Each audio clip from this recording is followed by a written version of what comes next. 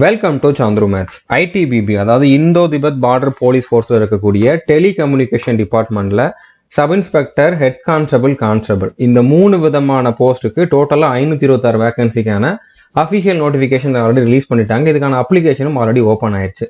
So இந்த recruitment பற்றின A to Z information தான் அந்த வீடியோ நம்ம பார்க்க போகிறோம். இதுக்கு 10th முடிச்சவங்க, இல்லைனா டிப்ளமோ முடிச்சவங்க, இல்லைனா ITI முடிச்சவங்க, இல்லைனா கிராஜுவேஷன் முடிச்சவங்க எல்லாருமே அப்ளை பண்ணலாம். ஓகே, மேல் ஃபீமேல் 2 பேருமே எலிஜிபிள் தான். பிடபிள்யூ கேண்டிடேட்ஸ் இதுக்கு எலிஜிபிள் கிடையாது. ஸோ இந்த வீடியோவில் இந்த ரெக்ரூட்மெண்ட்டுக்கான எலிஜிபிலிட்டி என்ன, செலக்ஷன் ப்ராசஸ் என்ன, சிலபஸ் என்ன, அந்த சிலபஸ் நீங்கள் எந்த சோர்ஸை ஃபாலோ பண்ணால் கம்ப்ளீட் பண்ணலாம், ஃபிசிக்கல் எந்த மாதிரி இருக்கும், மெடிக்கல் எந்த மாதிரி இருக்கும் அப்படிங்கக்கூடிய எல்லா டீட்டெயிலுமே பார்க்க போகிறோம். அதனால வீடியோவை ஸ்கிப் பண்ணாமல் ஃபுல்லாக பாருங்கள். ஸோ நோட்டிஃபிகேஷன் ஆல்ரெடி ரிலீஸ் பண்ணிட்டாங்க. நவம்பர் 15ஆம் தேதியிலிருந்து டிசம்பர் 14ஆம் தேதி வரைக்கும் நீங்கள் அப்ளை பண்ணிக்கலாம். ஆன்லைனில் தான் அப்ளை பண்ணணும். அப்ளை பண்ணுற வீடியோ வேணும்னு கேட்டிங்கன்னா நான் கண்டிப்பாக ப்ரொவைட் பண்ணுறேன். ஓகே, ஸோ நீங்கள் கமெண்ட்டில் கேளுங்க. நிறைய பேர் கேட்டிங்க அப்படின்னு நான் கண்டிப்பாக ப்ரொவைட் பண்ணுறேன். அதுக்கப்புறம் இதில் ஒவ்வொரு போஸ்ட்டுக்கும் எவ்வளோ வேகன்சி அப்படின்னு பார்த்தீங்கன்னா, சப் இன்ஸ்பெக்டருக்கு பார்த்தீங்கன்னா 92 வேகன்சி, ஹெட் கான்ஸ்டபிள் டெலிகம்யூனிகேஷனுக்கு பார்த்தீங்கன்னா 383 வேகன்சி, கான்ஸ்டபிளுக்கு 51 வேகன்சி. ஸோ இதில் எஜுகேஷன் குவாலிஃபிகேஷன் இதில் ஷார்ட்டாக இருக்குது. கிளியராக என்ன அப்படிங்கிறத நம்ம அடுத்தடுத்த ஸ்லைடில் பார்க்கலாம். ஸோ இதில் எக்ஸாக்டாக மேல் ஃபீமேலுக்கு எவ்வளோ வேகன்சி அப்படிங்கிறத கொடுத்துருக்காங்க. ஓகே, இப்போ மேலுக்கு சப் இன்ஸ்பெக்டருக்கு 78 வேகன்சி இருக்குது, ஃபீமேலுக்கு 14 வேகன்சி இருக்குது. ஹெட் கான்ஸ்டபிளில் மேலுக்கு 325 வேகன்சி, ஃபீமேலுக்கு 58 வேகன்சி. கான்ஸ்டபிளுக்கு மேலுக்கு 44 வேகன்சி, ஃபீமேலுக்கு 7 vacancy. Okay, so total vacancy இங்கே இருக்குது. ஒவ்வொரு கேட்டகரிக்கும் எவ்வளோ வேகன்சி அப்படிங்கிறத கொடுத்துருக்காங்க. இது எல்லாமே ஆல் இண்டியா லெவல் வேகன்சி தான். தமிழ்நாட்டுக்கு தனியாக வேகன்சி இருக்கும், தமிழ்நாட்டுக்கு தனியாக கட் ஆஃப் இருக்கும் அப்படிங்கிற மாதிரி கிடையாது. All India level vacancy, all India லெவலில் தான் இதுக்கு கட் ஆஃப் இருக்கும். இப்போ ஒரு சிலர் இந்த 3 போஸ்ட்டுக்குமே எலிஜிபிளாக இருக்கேன், 3க்குமே அப்ளை பண்ணலாமான்னு கேட்டிங்கன்னா, அந்த வெப்சைட்டில் அப்படி அப்ளை பண்ணுற ஆப்ஷன் கொடுத்துருக்காங்களா அப்படிங்கிறத நம்ம அப்ளை பண்ணுறப்ப தான் பார்க்க முடியும். ஒருவேளை அப்படி கொடுத்துருந்தாலுமே அப்படி பண்ணுறதுல உங்களுக்கு கொஞ்சம் டிஃபிகல்ட்டிஸ் இருக்குது. ஏன்னா இதில் ஒவ்வொரு போஸ்ட்டுக்கும் வித்தியாசமாக ஃபிசிக்கல் இருக்க போகுது, ஃபிசிக்கல் டெஸ்ட் இருக்க போகுது, எக்ஸாமுமே வேற மாதிரி வேற சிலபஸில் இருக்க போகுது. அதனால இதில் அந்த மாதிரி ஆப்ஷன் கொடுத்துருக்காங்களா இல்லையா அப்படின்னு சொல்லி கிளியராக நோட்டிஃபிகேஷனில் சொல்லலை. நீங்கள் ஏதாச்சும் ஒரு போஸ்ட்டுக்கு தான் அப்ளை பண்ணணும் அப்படின்னு சொல்லலை, ஒன்றுக்கு மேற்பட்ட போஸ்ட்டுக்கு அப்ளை பண்ணக்கூடாது, இல்லைனா பண்ணலாம் அப்படிங்கிற மாதிரியும் சொல்லலை. ஸோ அதனால் அப்படி சொன்னாலும் சொல்லலாட்டியுமே நீங்கள் ஒரு போஸ்ட்டுக்கு மட்டும் அப்ளை பண்ணுங்கள். உங்களுக்கு இதில் எதில் செலெக்ஷன் ஆகிறதுக்கு வாய்ப்பு இருக்குதுன்னு சொல்லி கான்ஃபிடன்ஸ் இருக்குதோ அதை பேஸ் பண்ணி நீங்கள் அப்ளை பண்ணுங்க. ஓகே, ஸோ வேக்கன்சியை பேஸ் பண்ணி அப்ளை பண்ண வேண்டாம். உங்களுக்கு எதில் கான்ஃபிடன்ஸ் இருக்குதோ அதில் நீங்கள் அப்ளை பண்ணுங்க. இப்போ இதில் சப் இன்ஸ்பெக்டருக்கு பார்த்தீங்கன்னா 92 வேகன்சி தான். ஹெட் கான்ஸ்டபிளுக்கு 383 வேகன்சி. ஆனால் ஹெட் கான்ஸ்டபிளுக்கு நிறைய பேர் எலிஜிபிளாக இருப்பாங்க. சப் இன்ஸ்பெக்டருக்கு ரொம்ப கம்மியான பேர் தான் எலிஜிபிளாக இருப்பாங்க. ஏன்னா அதுக்கான குவாலிஃபிகேஷன் வித்தியாசமாக இருக்குது, சிலபஸ் கொஞ்சம் வித்தியாசமாக இருக்குது. அதனால உங்களால் இதில் முடியும் அப்படின்னா நீங்கள் இதுக்கே அப்ளை பண்ணுங்க, இல்லைனா நீங்கள் இதுக்கு அப்ளை பண்ணலாம், இல்லை கான்ஸ்டபிளுக்கு அப்ளை பண்ணனாலும் பண்ணலாம். ஓகே, ஸோ அது உங்களோட சாய்ஸ் தான். ஸோ இப்போ இதுக்கான பே ஸ்கேல் எந்த மாதிரி இருக்குன்னு பார்த்தீங்கன்னா, இப்போ சப் இன்ஸ்பெக்டர் அப்படிங்கிறது கிராஜுவேஷன் லெவல். ஸோ இதுக்கு 35,400 பேசிக் பே. பட் இதில் இவ்வளோ அலோவன்ஸ் இருக்குது. ஓகே, நிறைய அலோவன்ஸ் கொடுப்பாங்க. இதுவுமே பார்டரில் இருக்கக்கூடிய ஒரு ஃபோர்ஸ் தான் அப்படிங்கிறனால இதில் அலோவன்ஸ் அதிகமாகவே இருக்கும். சப் இன்ஸ்பெக்டரோட சேலரி பார்த்தீங்கன்னா 60,000க்கு மேலே இருக்கும். ட்ரைனிங் முடிச்சதுக்கப்புறம் மாத சம்பளமே பார்த்தீங்கன்னா 60,000க்கு மேலே இருக்கும். ஹெட் கான்ஸ்டபிளுக்கு பேசிக் பே எவ்வளவா இருந்தாலும் ஹெட் கான்ஸ்டபிளுக்குமே பார்த்தீங்கன்னா 45,000க்கு மேலே சேலரி இருக்கும். கான்ஸ்டபிளுக்கு பேசிக் பே 21,700 இருந்தாலும் அவங்களுக்குமே பார்த்தீங்கன்னா 35,000க்கு மேலே சேலரி இருக்கும். ஸோ ஒவ்வொரு வருஷமும் சேலரி இன்க்ரீஸ் ஆகும். ப்ரொமோஷன் வர அதுக்கேற்ற மாதிரி இன்னும் கொஞ்சம் இன்க்ரீஸ் ஆகும். ஓகே, ஸோ சேலரியை பொறுத்த வரைக்கும் கவலை இல்லை, நல்ல சேலரி தான். அடுத்ததா ஏஜ் லிமிட் என்னன்னு பார்த்தீங்கன்னா, ஏஜ் லிமிட்னு பார்க்கறத விட வித் ரிலாக்ஸேஷனோட ஒவ்வொரு போஸ்ட்டுக்கும் எந்த டேட்ல இருந்து எந்த டேட் வரைக்கும் டேட் ஆஃப் பர்த் இருக்கிறவங்க அப்ளை பண்ணலாம் அப்படிங்கிறத பார்த்தோம்னா அப்போதான் அவங்களால அக்யூரேட்டா என்னால் அப்ளை பண்ண முடியுமா முடியாதா அப்படிங்கிறது டிசைட் பண்ண முடியும். இப்போ சப் இன்ஸ்பெக்டருக்கு யூஆர் இடபிள்யூஎஸ் கேட்டகரியில் இருக்கவங்க 14/12/1999க்கு அப்புறம் பிறந்தவங்களாகவும் 14/12/2004க்கு முன்னால பிறந்தவங்களாகவும் இருக்கணும். ஓபிசினா 14/12/96க்கு அப்புறம் பிறந்தவங்களா இருக்கணும். SC/STனா 14/12/94க்கு அப்புறம் பிறந்தவங்களா இருக்கணும். இது சப் இன்ஸ்பெக்டர் போஸ்ட்டுக்கு. ஓகே, இப்போ அதே மாதிரி ஹெட் கான்ஸ்டபிள் போஸ்ட்டுக்கு எடுத்துக்கிட்டீங்கன்னா யூஆர் இடபிள்யூஎஸ்ல இருக்கவங்க 14/12/99க்கு அப்புறம் பிறந்தவங்களாகவும் 14/12/2006க்கு முன்னால பிறந்தவங்களாகவும் இருக்கணும். ஓகே, இந்த ரெண்டையும் கம்பேர் பண்ணீங்கன்னா இந்த இது சேஞ்ச் ஆகுது. அதே மாதிரி ஓபிசிக்கு 14/12/96க்கு அப்புறம், SC/STக்கு 14/12/94க்கு அப்புறம். ஓகே, இந்த டேட்டுக்குள்ள உங்களோட டேட் ஆஃப் பர்த் இருக்குது அப்படின்னா நீங்க அப்ளை பண்ணலாம். கான்ஸ்டபிளுக்கு யூஆர் இடபிள்யூஎஸ் கேட்டகரியில் இருக்கவங்க 14/12/2001க்கு அப்புறம், 14/12/2006க்கு முன்னால பிறந்தவங்களா இருக்கணும். ஓபிசினா 98க்கு அப்புறம், SC/STனா 96க்கு அப்புறம் பிறந்தவங்களா இருக்கணும். ஓகே, ஸோ புரிஞ்சிருக்கும்னு நினைக்கிறேன். நான் கிளியராகவே சொல்லிட்டேன். வீடியோ பாஸ் பண்ணிட்டு பொறுமையாக பார்த்துட்டு நீங்கள் எலிஜிபிளா இல்லையா அப்படிங்கறத வந்து டிசைட் பண்ணிக்கோங்க. இப்போ இந்த மாதிரி எல்லா இதுக்குமே, அதாவது ஏஜ் லிமிட்டா இருக்கட்டும், எஜுகேஷன் குவாலிஃபிகேஷனா இருக்கட்டும், உங்ககிட்ட இருக்கக்கூடிய சர்டிபிகேட்டுக்கா இருக்கட்டும், எல்லாத்துக்குமே வந்து குரூஷியல் டேட் இதுதான். 14/12/2024 தான் அப்ளை பண்ற லாஸ்ட் டேட். இந்த டேட்டுக்கு முன்னால உங்களுடைய சர்டிபிகேட்ஸ் எல்லாமே நீங்க வாங்கியிருக்கணும். இப்போ இதுக்கு வந்து NCC போனஸ் மார்க் உண்டு. ஸோ NCC சர்டிபிகேட் வந்து இந்த டேட்டுக்கு முன்னால வாங்கியிருக்கணும். OBC சர்டிபிகேட் வாங்கியிருந்தாலும் இந்த டேட்டுக்கு முன்னால, இந்த வருஷத்துல வாங்கியிருக்கணும். SC/ST நீங்க எந்த வருஷம்னாலும் வாங்கியிருக்கலாம், பட் இந்த டேட்டுக்கு முன்னால வாங்கியிருக்கணும். EW சர்டிபிகேட்டுமே இந்த வருஷத்துல இந்த டேட்டுக்கு முன்னால வாங்கியிருக்கணும். அதே மாதிரி இப்போ 10th நீங்க முடிச்சிருக்கீங்க, ITI முடிச்சிருக்கீங்க, கிராஜுவேஷன் முடிச்சிருக்கீங்கன்னா இந்த டேட்டுக்கு முன்னால கம்ப்ளீட் பண்ணிருக்கணும். இந்த டேட்டுக்கு முன்னால உங்களுக்கான ஃபைனல் ரிசல்ட் வந்திருக்கணும். ஓகே, ஸோ அதுதான் குரூஷியல் டேட் அப்படிங்கிறது. இதை நீங்க வந்து செக் பண்ணிக்கோங்க, இந்த எலிஜிபிலிட்டி இருக்குது அப்படிங்கிறத வந்து பாத்துக்கோங்க. ஓகே, அடுத்ததா எஜுகேஷன் குவாலிஃபிகேஷன் பத்தி கிளியரா பார்க்கலாம். ஃபர்ஸ்ட் கான்ஸ்டபிள் தான் நிறைய பேர் வந்து பாப்பீங்க. கான்ஸ்டபிளுக்கு வந்து 10th கம்ப்ளீட் பண்ணிருக்கக்கூடிய எல்லாருமே அப்ளை பண்ணலாம். இதுக்கு வந்து எக்ஸ்ட்ரா இந்த இது ITI முடிச்சிருந்தா டிசைரபிள் தான் சொல்லியிருக்காங்களே தவிர, மற்றபடி கண்டிப்பா ITI முடிச்சிருக்கணுங்கிறது அவசியம் கிடையாது. கண்டிப்பா 10th முடிச்சிருக்கணும். 10th நீங்க பாஸ் ஆயிருந்தா அப்ளை பண்ணலாம். ஓகே, அடுத்தது ஹெட் கான்ஸ்டபிள். ஹெட் கான்ஸ்டபிளுக்கு வந்து பாத்தீங்கன்னா 3 விதமான குவாலிஃபிகேஷன் கொடுத்துருக்காங்க. இந்த 3ல ஏதாச்சும் ஒன்று இருக்கணும். ஃபர்ஸ்ட் வந்து 12th முடிச்சிருக்கணும். 12th முடிச்சதுலயே வந்து பிசிக்ஸ், கெமிஸ்ட்ரி, மேத்ஸ் இந்த 3 சப்ஜெக்ட் இருக்கக்கூடிய குரூப் படிச்சிருக்கணும். இந்த 3 சப்ஜெக்ட்லயுமே வந்து பாத்தீங்கன்னா 45% மேல மார்க் எடுத்துருக்கணும். அப்படி எடுத்திருந்தா நீங்க வந்து அப்ளை பண்ணலாம். அப்படி இல்ல, நீங்க வந்து 10th முடிச்சுட்டு 2 வருஷம் ITI முடிச்சிருந்தீங்கன்னா, ITIல எலக்ட்ரானிக்ஸ், எலக்ட்ரிக்கல் ஆர் கம்ப்யூட்டர் இந்த 3 பிரான்ச்ல ஏதாச்சும் ஒரு இதுல 2 வருஷம் ITI முடிச்சிருக்கணும் 10th முடிச்சதுக்கு அப்புறம். அப்படி முடிச்சிருந்தாலும் அப்ளை பண்ணலாம்.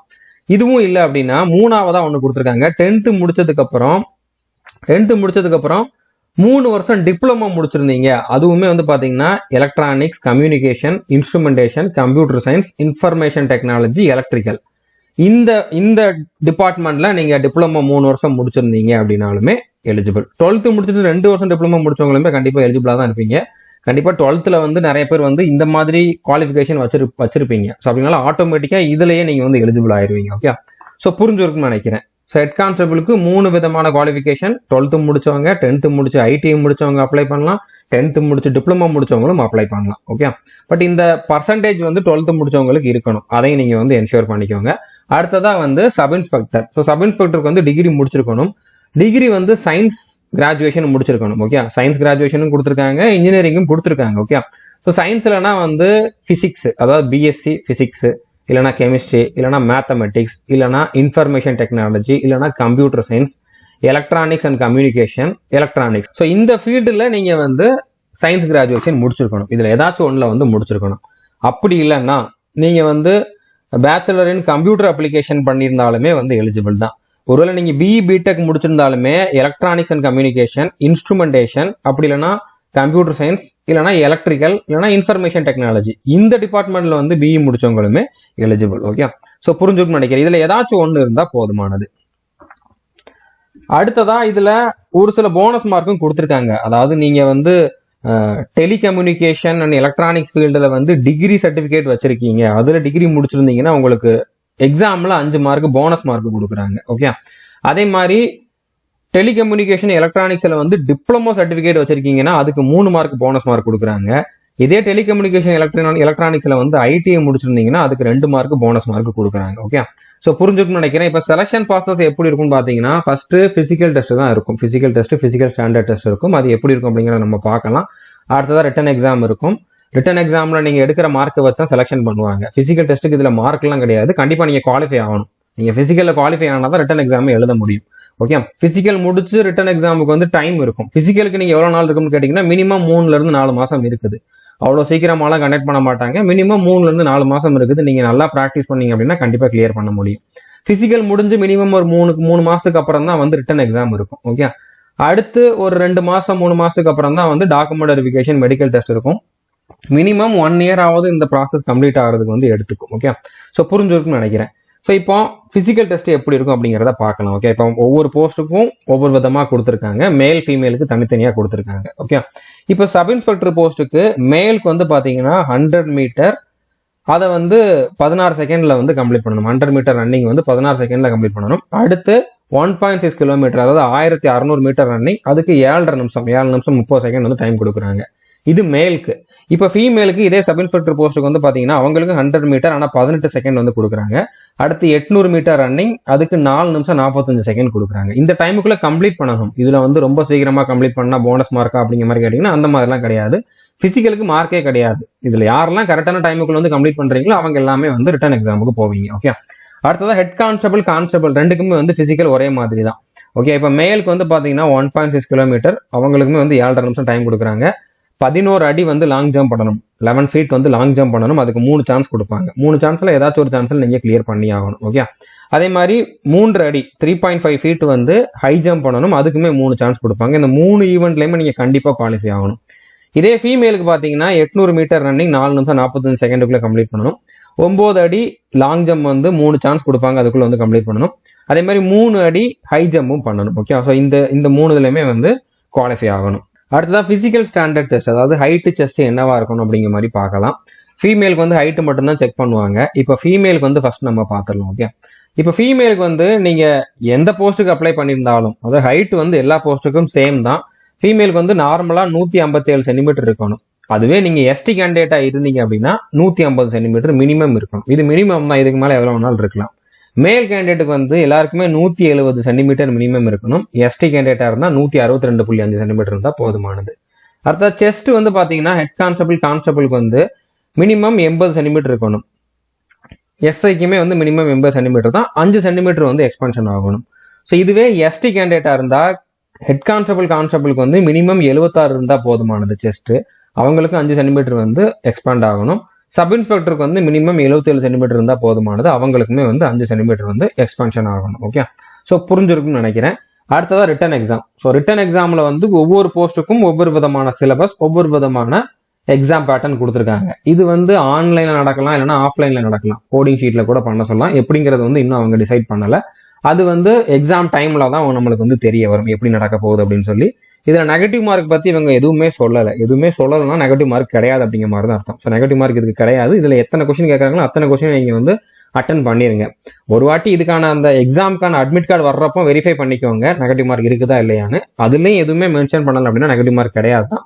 ஸோ எல்லா கொஸ்டினையுமே நீங்க வந்து அட்டன் பண்ணலாம். ஓகே, இப்போ சப் இன்ஸ்பெக்டருக்கு வந்து 2 பேப்பர் உண்டு, மற்றதுக்குலாம் ஒரு பேப்பர் தான். சப் இன்ஸ்பெக்டருக்கு மட்டும் 2 பேப்பர் உண்டு.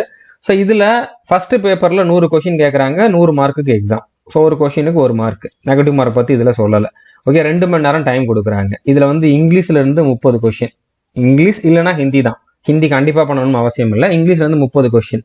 அதே மாதிரி ஜிகேல இருந்து 35 கொஸ்டின் எல்லாமே வந்து இங்கிலீஷ் ஹிந்தி இந்த 2 லாங்குவேஜ்ல தான் இருக்கும், தமிழ்ல இருக்காது. ஓகே, அடுத்ததா வந்து ரீசனிங்ல வந்து 35 கொஸ்டின் கேட்கறாங்க. இது பார்ட் 1. ஸோ இதுக்கான சிலபஸ் வந்து நம்மளுடைய கோர்ஸ்ல அவைலபிளா இருக்குது. அது நீங்க எங்க பார்க்கணும் அப்படின்னு பாத்தீங்கன்னா ஆல் இன் ஒன் கோர்ஸ்ல டிஃபென்ஸ் அண்ட் போலீஸ் எக்ஸாம் அப்படிங்கக்கூடிய ஃபோல்டர் ஓப்பன் பண்ணீங்கன்னா அதுல ஐடிபிபின்னு ஒரு ஃபோல்டர் இருக்கும். அதுக்குள்ள டெலிகம்யூனிகேஷன்ங்கிற ஃபோல்டர் ஓப்பன் பண்ணீங்கன்னா அதுல சப் இன்ஸ்பெக்டர்னு ஒரு ஃபோல்டர் இருக்கும். அதுல இந்த பார்ட் 1க்கான சிலபஸ் கம்ப்ளீட்டா அவைலபிளா இருக்குது.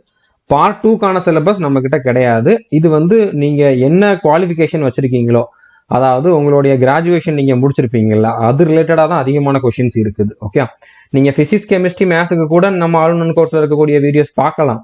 பட் இந்த electronics, communication, information technology, computer science கூட இருக்குது. பட் இருந்தாலும் இதுல கொஞ்சம் அட்வான்ஸ் லெவல்ல கேட்டாங்கன்னா நம்ம அந்த அளவுக்கு டீச் பண்ணல. பேசிக் லெவல்ல எல்லா எக்ஸாமுக்கும் காமனான லெவல்ல தான் டீச் பண்ணிருக்கோம்.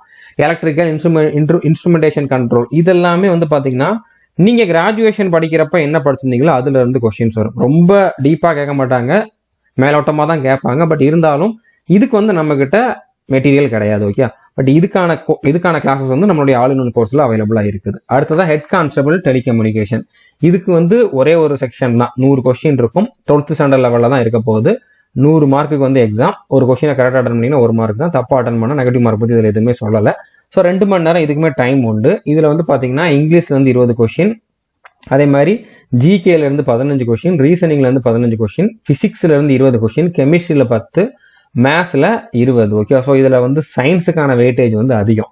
அதனால சயின்ஸ் நீங்க நார்மலா படிக்கிறத விட நான் சொல்ற இடத்துல இருக்கக்கூடிய வீடியோஸ் வந்து பாருங்க. ஓகே, இப்போ மற்ற வீடியோஸ் எல்லாம், அதாவது சயின்ஸை தவிர மற்ற எல்லாமே வந்து எங்க இருக்கும் அப்படின்னு பாத்தீங்கன்னா மேத்ஸ், ரீசனிங், இங்கிலீஷ், ஜிகே இந்த 4 சப்ஜெக்ட் எங்க இருக்கும்னு பாத்தீங்கன்னா ஆல் இன் ஒன் கோர்ஸ்ல அதே டிஃபென்ஸ் அண்ட் போலீஸ் எக்ஸாம் ஃபோல்டர்ல ஐடிபிபிங்கிற ஃபோல்டர் ஓப்பன் பண்ணீங்கன்னா டெலிகம்யூனிகேஷன் ஃபோல்டர் இருக்கும். அதுக்குள்ள ஹெட் கான்ஸ்டபிள்ங்கிற ஃபோல்டர் இருக்கும். அதுல இருக்கிறத பாருங்க. சயின்ஸ் மட்டும் நீங்க எங்க பார்க்கணும்னா அதுவும் ஆல் இன் ஒன் கோர்ஸ்ல தான். ஆல் இன் ஒன் கோர்ஸ்ல டாபிக் வைஸ் வீடியோஸ்ங்கிற ஃபோல்டர் ஓப்பன் பண்ணீங்கன்னா ஜென்ரல் ஸ்டடீஸ்னு ஒரு ஃபோல்டர் இருக்கும். அதுல சயின்ஸுங்கிற ஒரு ஃபோல்டர் ஓப்பன் பண்ணீங்கன்னா ரயில்வே சயின்ஸ்னு கொடுத்துருப்பேன். ஓகே, ஸோ இந்த ஃபோல்டர்ல கொஞ்சம் அட்வான்ஸ் லெவல்ல இருக்கும் சயின்ஸ். ஸோ இதை நீங்க பாருங்க. ஓகே, நார்மலா இருக்க சயின்ஸ் பார்க்க வேண்டாம், ரயில்வே சயின்ஸ் பாருங்க. அதுல கொஞ்சம் நியூமெரிக்கல் கொஸ்டின்ஸ் எல்லாமே இருக்கும், கொஞ்சம் டீப்பா டீச் பண்ணிருப்போம், 12th ஸ்டாண்டர்ட் லெவலில் டீச் பண்ணிருப்போம். ஸோ இதை பாருங்க. ஓகே, கண்டிப்பா இதை தாண்டி கொஸ்டின்ஸ் வரதுக்கு சான்ஸ் ரொம்ப ரொம்ப கம்மி தான். அடுத்ததா கான்ஸ்டபிளுக்கு வந்து 10th ஸ்டாண்டர்ட் லெவல்ல தான் வந்து கொஸ்டின்ஸ் இருக்க போகுது. இப்போ இந்த ரெண்டுக்குமே வந்து பாத்தீங்கன்னா மேத்ஸ்ல வந்து அட்வான்ஸ் மேத்ஸ் படிச்சிருங்க. ஓகே, டெலிகம்யூனிகேஷனுக்கும் சப் இன்ஸ்பெக்டர், அதாவது ஹெட் கான்ஸ்டபிளுக்கும் சப் இன்ஸ்பெக்டருக்கும் வந்து பாத்தீங்கன்னா அட்வான்ஸ் மேத்ஸ் கண்டிப்பா கேட்கறதுக்கு வாய்ப்பு அதிகமா இருக்குது. அதாவது அட்வான்ஸ் மேத்ஸ்னா அல்ஜிப்ரா, ட்ரிகனாமெட்ரி, ஜாமெட்ரி, இதுல இருந்து கொஸ்டின்ஸ் வரும். ஏன்னா இதுலயும் மேத்ஸ் இருக்குது. ஓகே, அதெல்லாம் நம்ம டீச் பண்ணிருக்கோம், ஆனா அதை நீங்க வந்து சேர்த்து படிச்சுக்கணும். ஓகே, ஆனா கான்ஸ்டபிளுக்கு வந்து மேத்ஸ்ல அட்வான்ஸ் மேத்ஸ் வராது. ஓகே, நார்மலா 10th லெவல்னாலே அட்வான்ஸ் மேத்ஸ் கேட்க மாட்டாங்க. அல்ஜிப்ரா, ட்ரிகனாமெட்ரி, ஜாமெட்ரி, இந்த 3 டாபிக் தான். மென்சுரேஷன் படிச்சுதான் ஆகணும். ஓகே, ஸோ தெளிவா பாத்துக்கோங்க, நான் என்ன சொல்றேன் அப்படிங்கிறத நோட் பண்ணி வச்சுக்கோங்க. கான்ஸ்டபிளுக்கு வந்து அல்ஜிப்ரா, ட்ரிகனாமெட்ரி, ஜாமெட்ரி, இந்த 3 டாபிக்கும் பார்க்க வேண்டாம். ஓகே, ஸோ இதுல வந்து இங்கிலீஷ்ல வந்து 20 கொஸ்டின், ஜிகேல இருந்து 25 கொஸ்டின், ரீசனிங்ல இருந்து 25 கொஸ்டின், மேத்ஸ்ல இருந்து 30 கொஸ்டின் கேட்கறாங்க. ஓகே, ஸோ அட்வான்ஸ் மேத்ஸ் படிக்க வேண்டாம். ஒருவேளை நீங்க சிலபஸை கம்ப்ளீட் பண்ணிட்டீங்க, அடுத்த டைம் இருக்குதுன்னா வேணா பாத்துக்கலாம். ஏன்னா இதுல எக்ஸாக்டா சிலபஸ் என்ன அப்படின்னு சொல்லி இவங்க சொல்லல. நார்மலா 10th ஸ்டாண்டர்ட் லெவல்னா கேட்க மாட்டாங்க அப்படிங்கிற கூடிய அந்த பாயிண்ட் ஆஃப் வியூல தான் சொல்றேனே தவிர எக்ஸாக்டா சிலபஸ் என்ன அப்படின்னு சொல்லி இவங்க எந்த இடத்துலயுமே கொடுக்கல. ஓகே, ஸோ அதனால நீங்க ஃபர்ஸ்ட் அரித்மெட்டிக்கை முடிச்சுட்டு கடைசியில டைம் இருக்குது அப்படின்னா அந்த 3 டாபிக்கை வந்து பாத்துக்கோங்க. ஓகே, ஸோ இதுக்கான வீடியோஸ் வந்து ஆல் இன் ஒன் கோர்ஸ்ல அதே ஐடிபிபி ஃபோல்டர்ல தான், defence and police exam ITBP ஃபோல்டர்ல, டெலிகம்யூனிகேஷன் ஃபோல்டர்ல கான்ஸ்டபிள்னு ஒரு ஃபோல்டர் இருக்கும், அதுல வந்து பாத்துக்கோங்க. மேத்ஸுக்கு நீங்க வந்து அட்வான்ஸ் மேத்ஸ் பார்க்க வேண்டாம்னு சொல்லியிருந்தேன். அரித்மெட்டிக் எங்க பார்க்கணும்னா ஆல் இன் ஒன்ல டாபிக் வைஸ் வீடியோஸ் ஃபோல்டர்ல மேத்ஸ் இன் தமிழ் அண்ட் இங்கிலீஷ்ங்கிற ஃபோல்டர் இருக்கும். அதுல சந்துரு சார் அப்படிங்கக்கூடிய ஒரு ஃபோல்டர் இருக்கும். அதுல அரித்மெட்டிக் மட்டும் பாருங்க. கடைசியில டைம் இருந்தா நான் டீச் பண்ணிடுவேன் அட்வான்ஸ் மேத்ஸ், நான் டீச் பண்றதே பாத்துக்கோங்க. அதே ஃபோல்டர்ல இருக்கக்கூடிய மேத்ஸ் வீடியோஸ் பாத்துக்கோங்க. இவங்க ஹெட் கான்ஸ்டபிளுக்கு படிக்கிறவங்க, அதே மாதிரி சப் இன்ஸ்பெக்டருக்கு படிக்கிறவங்க எல்லாம் வந்து மேத்ஸ் வந்து arithmetic maths by Chandru sir அப்படிங்கிறத ஃபாலோ பண்ணலாம். அட்வான்ஸ் மேத்ஸ் வந்து நான் டீச் பண்ணிட்டேன் அப்படின்னா நீங்க என்னோட ஃபாலோ பண்ணலாம். இல்லைனா அதை மனோஜ் சார் டீச் பண்ணிருப்பாரு, அதுக்கு தனியா ஒரு ஃபோல்டர் இருக்கும், அதே பக்கத்துலயே தான் இருக்கும். ஓகே, மேத்ஸ்ங்கிற ஃபோல்டர்லயே தான் இருக்கும், டாபிக் வைஸ் வீடியோஸ் ஃபோல்டர் தான்.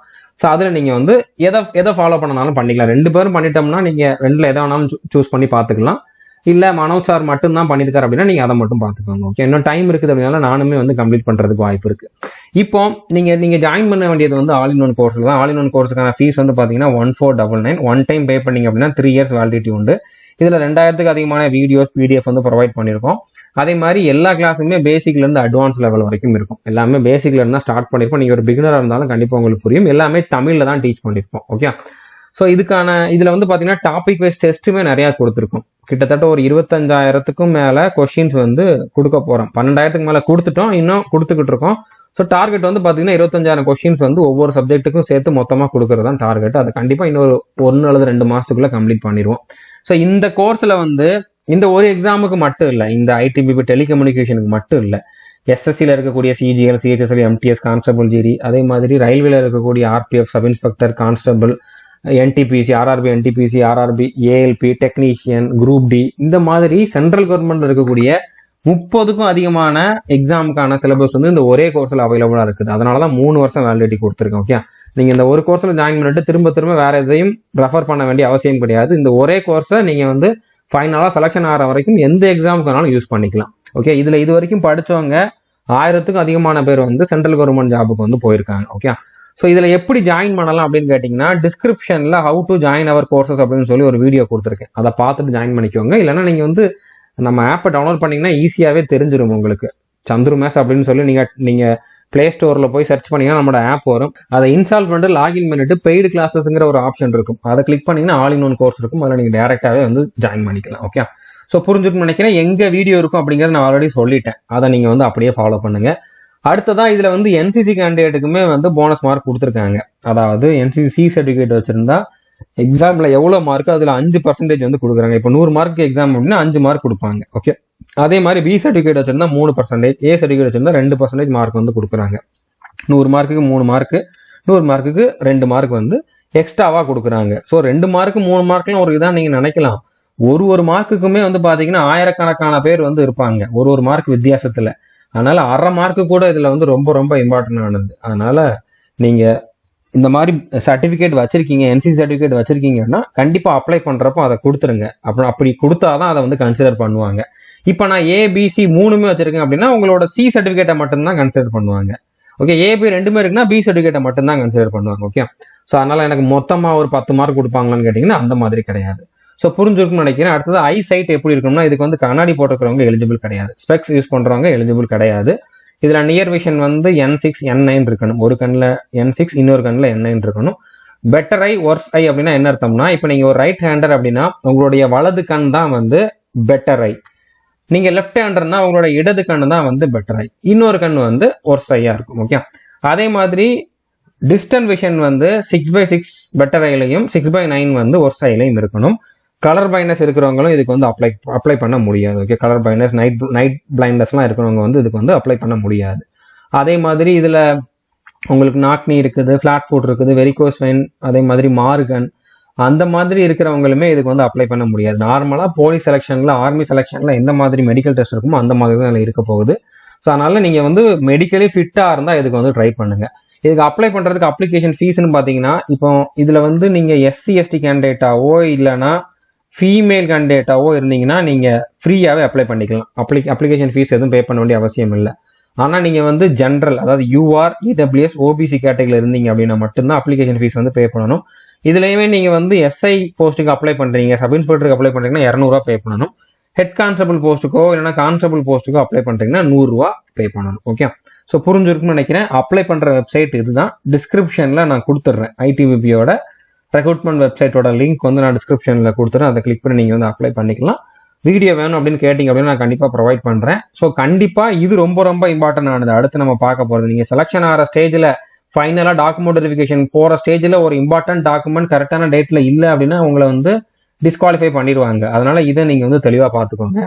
என்னென்ன டாக்குமெண்ட்ஸ் தேவை அப்படின்னு பாத்தீங்கன்னா, ஃபர்ஸ்ட் எஜுகேஷனல் சர்டிபிகேட். இப்போ நீங்க அப்ளை பண்ற போஸ்ட்டுக்கு என்ன குவாலிஃபிகேஷனோ அந்த சர்டிபிகேட் இருக்கணும். இப்போ டிகிரி தான் குவாலிஃபிகேஷன்னா 10th 12th டிகிரி இந்த 3மே இருக்கணும். மார்க் ஷீட் வந்து இருக்கணும். ஓகே, ஸோ புரிஞ்சுருக்குன்னு நினைக்கிறேன். ஸோ எஜுகேஷன் சர்டிபிகேட் வந்து ரொம்ப ரொம்ப இம்பார்ட்டன்ட். கண்டிப்பா உங்ககிட்ட ஒரிஜினல் இருக்கணும்.